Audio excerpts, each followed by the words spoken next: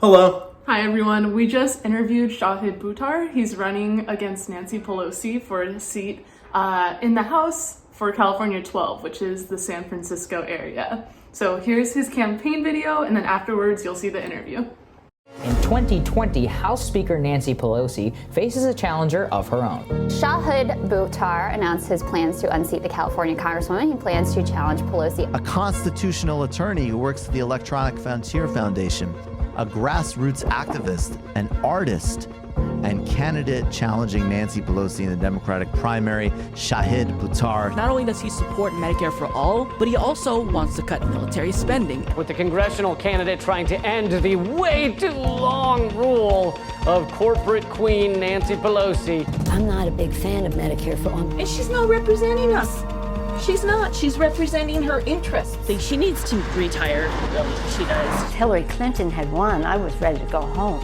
She's out of touch with what's really happening. Shahid is authentic, and he cares about people.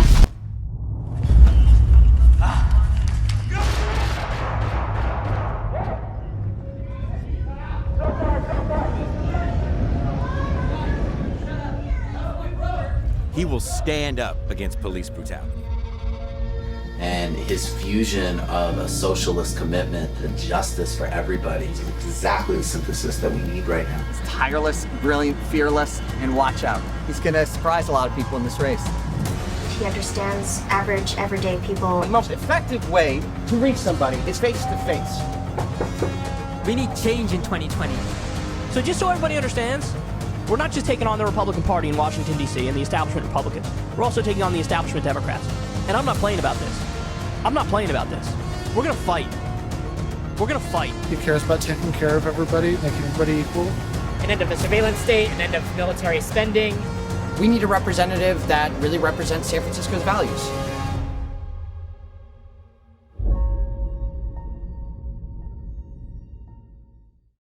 We're really excited about your campaign. We saw your ad and we're just like super stoked, and we just have some questions for you. Yeah. So one question I wanted to ask you is, what are some of your personal experiences that led you to study constitutional law and then run for a seat in the House? I appreciate that. I think at the core for me is my immigration experience. Having come to the United States from the UK and my family having gone there from Pakistan, very embedded in my entire life experience, frankly, is an appreciation for civil liberties and the protections of individual rights that we've seen, unfortunately, erode over the past many years, particularly over the 20 years for me that I've been a lawyer, witnessing the erosion of civil rights and civil liberties. For me, another formative experience was in my late teens. I started college at the University of Chicago in 1991. I was on the street basically within a year. My family had lost our home to foreclosure the preceding spring. And between losing our home to foreclosure, not being able to finish college for financial reasons, spending 10 years going to college at night to get my undergrad degree, that experience and that phase in my life very much baked into my consciousness class awareness. And so a big part of my run and big part of all of my work, frankly, has been an expression of a use of my privileges on behalf of the communities that I've been a part of. Immigrants, working class people, students struggling to pay for school, people trying to stay in their homes. That's who I am. I've been each of those people. And my run is just a continuation of my long-standing efforts to try to seek more justice. Mm-hmm. Yeah. Thank you for sharing that. I also wanted to kind of get to know the district that you are running to represent, California 12, and you are running against Nancy Pelosi. So I kind of have three questions. So my first question is, what are the demographics like in your district? The second is, what are the issues that are most significant to them? And the third is, what is their overall view of Nancy Pelosi? Right. So I might end up coming back to you in between those three pieces just to pick them up. But just starting with the demographics, the 12th Congressional District of California is basically San Francisco. It cuts out about 20% of the city in the southwest corner, but it's most of the city of San Francisco and nothing beyond it. And the demographics of our city, like most major American cities, are quite diverse. We have substantial populations of Latino Americans, very large populations of Asian Americans of all kinds. I will say that the African American population of San Francisco has been eviscerated by gentrification and displacement. And so we have in that dimension, less representative community than we used to have. It's a community that includes a lot of both longstanding residents who have largely been also displaced, and a rising proportion of newcomers. I've only been in San Francisco on and off for the last 20 years, and I've spent half of that time in Washington, D.C., frankly, fighting Nancy Pelosi on behalf of the left in the variety of contexts in which she's supported corporate and authoritarian power. And I look at San Francisco, I see a city of iconoclasts.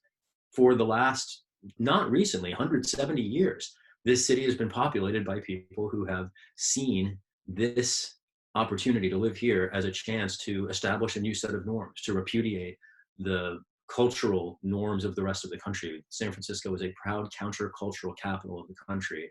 And that's not a recent phenomenon. It has been since the 19th century. And it's been particularly accentuated, I think, in the recent past with the emergence of the tech industry and the companies that have emerged around it. And a substantial portion of our workforce here is upwardly mobile, very highly trained, highly compensated, but also very iconoclastic and disproportionately young workers.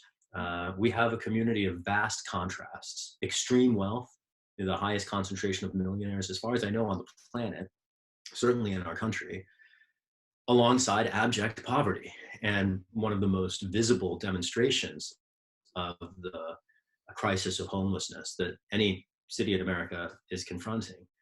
And that juxtaposition of wealth and destitution, of opportunity and the deprivation of opportunity, of people from all over the world, people down the street struggling to meet our basic needs at the same time that wealth continues to not just trickle up, but be sucked up by the 1% and the 0.1%.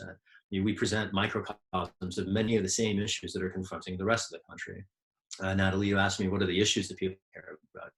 Maybe that's a segue. The same way that reflect the broad diversity of our country, we also in San Francisco, I think, are confronting many of the very same challenges that the rest of the country is. At the top of that list for me is universal health care. We're living in a time of pandemic. It's crazy that we treat healthcare like a commodity. It doesn't just place at risk the individual health of the millions of Americans who are uninsured and underinsured. This is the key. For-profit corporate healthcare places everyone at risk, because when some people can't get tested or can't get healthcare or can't get the medicine that they need, in an age of pandemic, it places all of us at risk. And which is to say, our collective self-interest inheres in recognizing that healthcare is a human right and making sure that it's available to anyone in the United States, free at the point of service. And people will say, you can't have free anything. We already pay for it. We just get aircraft carriers instead of doctors as a result, and that's a bad trade. No aircraft carrier is going to keep your mother alive. No nuclear weapon is going to rescue us from the depth of a pandemic. There's nothing you can do with the military-industrial complex to keep people alive. It only leads in one direction, and it's not a good one. And we need to be keeping people alive at a time like this, not running our species further off the cliff.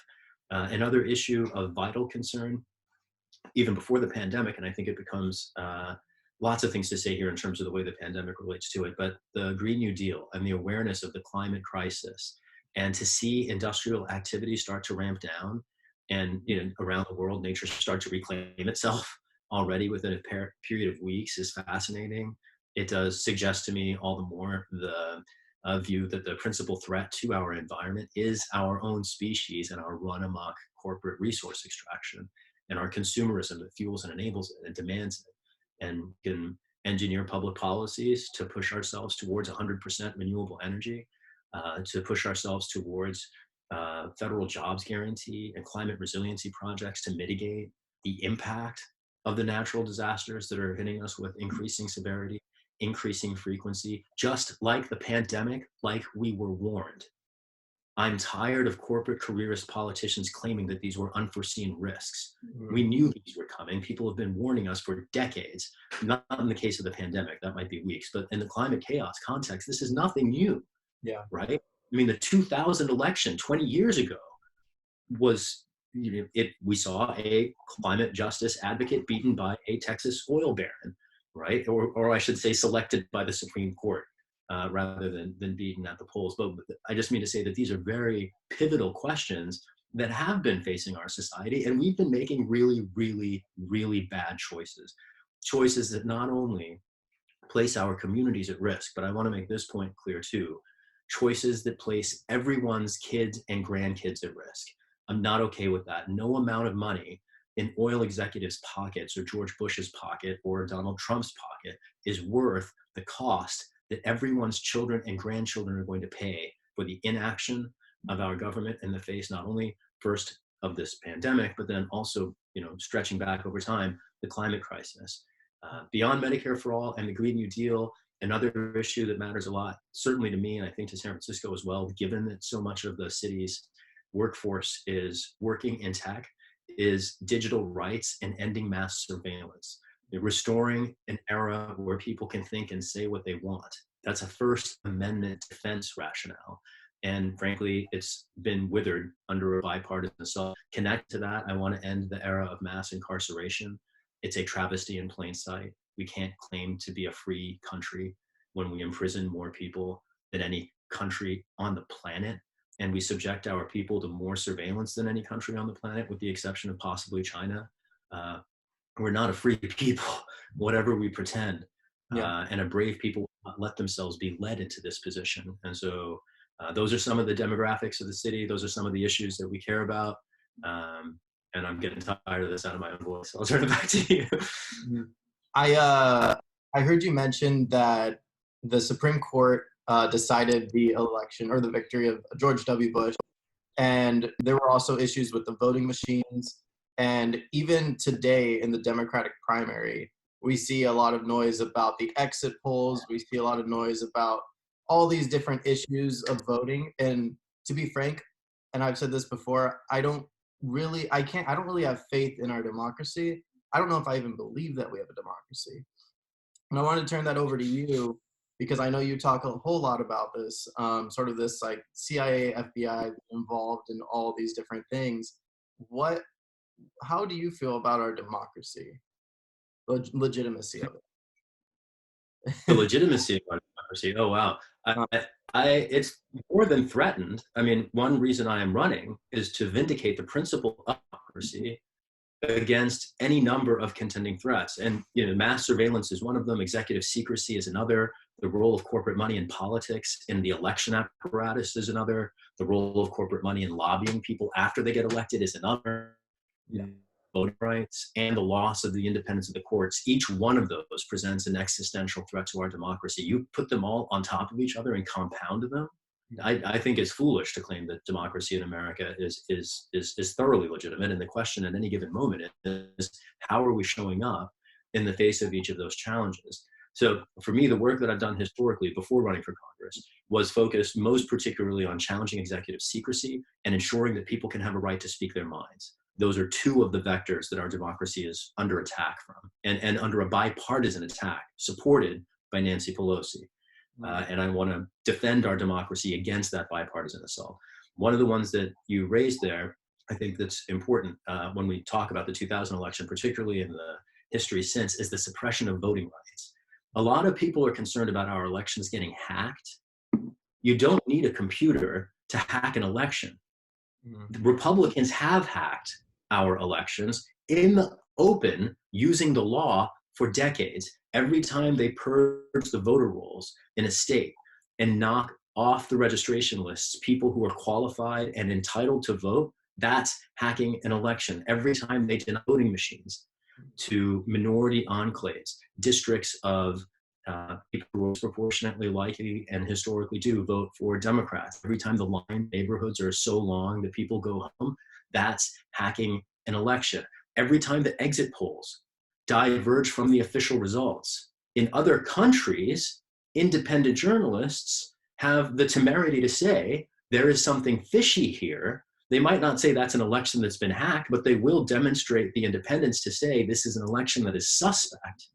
And that's precisely the analysis that is conspicuously missing from the analysis of US elections, and here's an important point, not just by our corporate media, to which we frankly have grown used to the deference, the abdication of journalism and its replacement by stenography. This is a place where I would particularly invite the international press to demonstrate its independence and to accurately depict the reliability of our poll results. And I am struck by the disparity between the exit polls and the official results, particularly in primary states where Bernie Sanders supposedly did not perform well. And I hear a lot of people saying, where is Bernie's youth wave? The youth have to turn out to vote. The youth that I have seen around the country are turning out to vote. I am curious to what extent the official results reflect that. The exit polls seem to, and there is a generation of people who I think should rightfully be very concerned right now and be outraged and be very vocal. And I would be eager to see international voices demonstrate the solidarity with our domestic democracy movements by accurately reporting on and depicting our election results and the unreliability of our infrastructure. We get credit for a democracy that we respect in words only around the world. And I do think that it is past time, frankly, if our own institutional checks and balances, if Congress has failed to check and balance the executive branch and the judiciary has been co-opted by the executive branch and the press is so withered that we don't even hear about emergency detention powers that the Justice Department is clamoring for, these suspect election results, I do think that among the few checks we have remaining are we the people of the United States and our allies around the world. And I see we the people of the United States raising our voices. I see that reflected in our campaign and others. And I'm very eager to see the solidarity, particularly from the international press, to fairly and accurately report on these issues and describe the unreliability of US elections and our election apparatus in the same terms that they would for other countries that pay so little respect in practice for democratic norms and principles. Right. Involving the NSA, you've protested Director James Clapper. Could you talk a little bit more about that, about mass surveillance as well? Sure. Maybe if I can just start with Clapper and then get into the underlying issues. It wasn't even a protest, frankly. I mean, I was trying to write an article. It was an act of journalism. I was trying to interview James Clapper at the end of a Senate hearing. This is the spring of 2015. James Clapper at the time was the director of national intelligence. He served under the Obama administration, and he had now infamously lied under oath in a Senate hearing 2 years before. And the lies were proven by a set of documents revealed by a young whistleblower who is now living in international exile, Edward Snowden.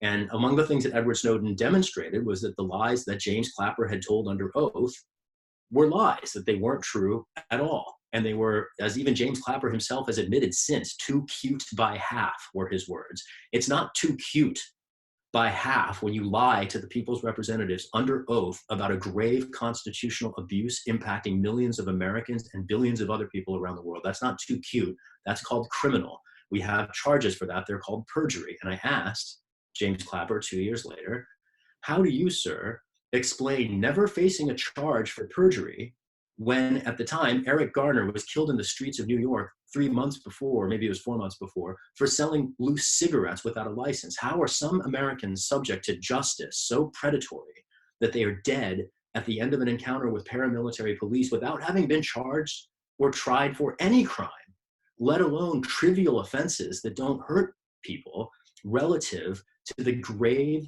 constitutional abuses of our entire republic committed on the public record by career public servants who continue to collect pensions and appear on MSNBC as if they hadn't been discredited as liars to the American people. And this is not, James Clapper is a convenient figure because he's one person who lied to Congress. He's not alone. The entire apparatus of the CIA is criminally culpable, not only in international human rights violations, but in hacking the US Senate to suppress evidence of the CIA's crimes. You can rewind the tape on the CIA and see the role of the agency in contriving the rise of mass incarceration and paramilitary police. This is the era of the CIA's human rights abuses in the 90s, uncovered by author Gary Webb, detailed in great rigor and depth in his book, Dark Alliance. This is the history of the CIA running drugs into the United States as part of the Iran-Contra scandal. People have heard about the military belligerence between Trump and Iran. many years ago, about 70 years ago, Iran tried to take its oil back from the US and the UK. That's what set us off down this road. These histories, I think, are very important to the current context and the policies that we choose to pursue today. And yeah, I'll leave it at that. Back to you. Do you, because Martin Luther King Jr., he said that the moral arc of the universe bends towards justice. Have you seen instances either in local politics or just in general sort of ideas that have kind of grown bigger that you believe show that arc towards the moral justice? Yeah, of course. Absolutely. I mean, the one that I would say in my lifetime that I've seen move the furthest, you know, a needle moving from no one is talking about this and would possibly accept it to now it is a fait accompli accepted around the country is marriage equality for couples that don't identify according to traditional, you know, gender relationships.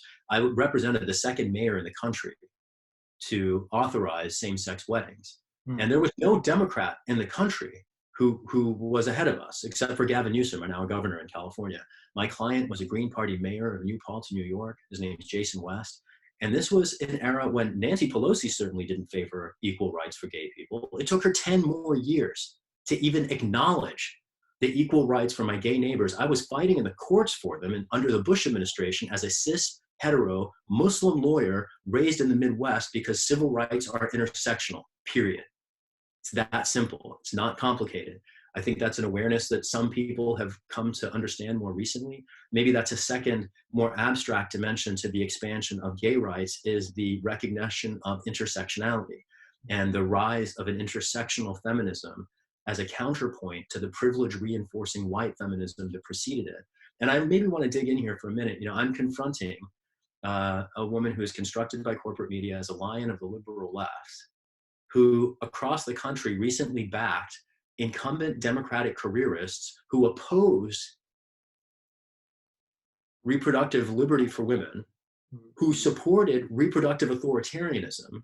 And when Nancy Pelosi is supporting reproductive authoritarians because they're incumbents against challengers from women, qualified, very talented, brilliant, visionary women candidates who support women's rights, I think it's frankly ridiculous that Pelosi can lay any claim at all to being a feminist leader. That's not a feminist act. Even if you don't take an intersectional view, even under a 1.0, old school white privilege reinforcing feminism, that's still a failure of that feminism's principles. And the rise of an intersectional feminism that recognizes that we, all people, share an interest in eradicating marginalization, full stop, however it emerges, that dimensions of marginalization compound and can render one individual's experience harder than it might seem when seen through a single lens, and can complicate entire communities' experiences. That those marginalizations can destabilize, I'll use your word, Jonathan, the legitimacy of the social structure that creates those inequities. These are issues that we can fix through public policy. In marriage equality, we challenged it in the courts. We moved the needle through state legislatures, and then even a conservative court ultimately acknowledged the human right to marry a partner of your choice. We can have that same gain in other dimensions. The arc of the universe does bend toward justice, but the key here is the reason it bends towards justice is because people jump on it and pull it. It doesn't bend on its own. It's not a inflexible rule of physics. It is a sociological phenomenon that is compelled by truth tellers and justice fighters. I am so proud to stand alongside people like Dr. Cornel West, people like the person who I certainly hope still to be our next president, Bernie Sanders. You know, I see people who are willing to fight for justice in the face of injustice, in the face of inequity, to fight for people who are dispossessed and marginalized, to seek not just opportunities, but our needs to be met. Those are the voices I think that we need to confront the future and the challenges that it is already presenting in the present. That's the approach that we have to take to defending our communities, is one that recognizes our shared interests in providing for each other's basic needs to fend off our shared challenges. And I see that as a reflection of that arc bending toward justice. In the current time slide, if I can just riff on this for a minute, King warned us about the intersections of racism, militarism, and capitalism. You could boil that noxious soup down, and what you get at the end of it is climate chaos. At the time, what was threatened if we ignored his voice was justice. He separately said that injustice anywhere is a threat to justice everywhere, and he was right. And our unwillingness to heed his invitation to put human rights before capitalism, to put human rights before militarism, to put human rights before racism, our unwillingness at that time compromised justice. It compromised people. It sacrificed principles. But today, and I'm not even talking about the pandemic, I just mean the climate crisis. Today, our continued unwillingness to heed Dr. King's words, his warnings, it threatens the future of life on this planet. It is no longer a question of whether or not we are willing to turn a blind eye to injustice anywhere. The question is, are we willing or unwilling to recognize the knife at our throat that we put there by placing capital before human needs? It's not in any way unambiguous. Our dedication to capital kills people every day, and it is accelerating the rate at which people are dying as a result of preventable calamities. And again, the pandemic has emerged as an even more dire, more urgent threat. It just equally demonstrates the bankruptcy of the preceding paradigm, the inability of corporate rule to meet our country's needs, and the commitment of capitalism, racism, and militarism to racing humanity off an existential cliff. And I think my neighbors, certainly in San Francisco, and I hope around the rest of the country, are braver and freer than lemmings. And I'm eager for us to prove it in the November elections. And you've protested or expressed these statements in some creative ways. As a music maker myself and a guy who likes to rap and produce, I was really excited to see that you also do that. Could you talk a little bit about either like the DC guerrilla poetry insurgency or just some of the things you've done? Because I think it's so cool. Right on. Thank you for asking me about that. I rarely get asked about that. And please later send me a link to some of your beats. I'd love to check out your music. Yeah. I mean, music and art is the expression of people's values and their concerns. And I think the earliest art was effectively documentary art, people sharing reflections on their experiences. And I don't think there's anything more individually compelling for me than expression. And my music, my poetry, the different projects I've done creatively are very much attempts to depict, frankly, the very same concerns that animate my work as a civil rights lawyer and as a grassroots organizer and as an independent journalist. Part of it is I can say as an artist things that I can't say as a lawyer. And so art gives me a chance to do that. It also gives me a chance to leverage aesthetics and just norms that don't really come in to the law or the courtroom. One of the songs I produced, actually reflecting on this history with Clapper and Snowden that we were just talking about, is NSA versus USA. There's a music video on YouTube. That was a really fun project. I appreciate all the people who danced in it, participated in the production, helped enable it. It was a dream of mine to be able to respond musically to current events in ways. It's basically like a 5-minute history lesson about why the Snowden revelations were significant, connecting it to Dr. King and the FBI's 100-year assault on civil rights in America, basically teaching through music what we don't learn in school. That's my jam. Yeah. And I'm guessing maybe yours too, because I understand that in addition to being a musician, you're a teacher. So yeah, I'd love to learn more about the way that intersection emerges for you too. The guerrilla poetry insurgency was one of 3 politicized artist collectives that I helped establish between 2002 and 2003, all of which are still active today, and hundreds. In fact, I think it's easy to say at least 1,000, maybe thousands of artists have been trained coming out of those networks in the years since. The first for me was the Stanford Spoken Word Collective. And it's an amazing group of young people. And every year, they do auditions, they do shows on and well beyond campus. They're rocking rhymes at rallies and at protests and in marches, as well as on the stage and in coffee shops and in competitions. That summer, just a few months after Bush invaded Iraq, a group of poets and I in San Francisco started taking over a plaza at the corner of 16th and Mission. It's a major transit station. And every Thursday night for 17 years until the pandemic hit, there has been a convergence of street artists, of poets, of comedians, of musicians. It's all acoustic. We've seen upright basses there, any number of guitars, people bring their drums, all kinds of creative noise makers. And it's a beautiful gathering of people from all over the city. And what I particularly like about the convergence in San Francisco is it's entirely unorganized. It's anarchic in the quintessential sense that it couldn't be stopped if anyone tried. No one directs it. There's no leader. It just happens. And it's a different crowd every week. It was a really fun phenomenon to have been a part of. And frankly, among the organizing projects of which I'm most proud. And then the DC Guerrilla Poetry Insurgency we launched in September 2003. It was the first time I'd moved to Washington to fight the right wing. Just before, actually, I had a chance to represent Mayor West in the marriage equality cases. And the Guerrilla Poetry Insurgency, we started by taking over a park, DuPont Circle, every other week.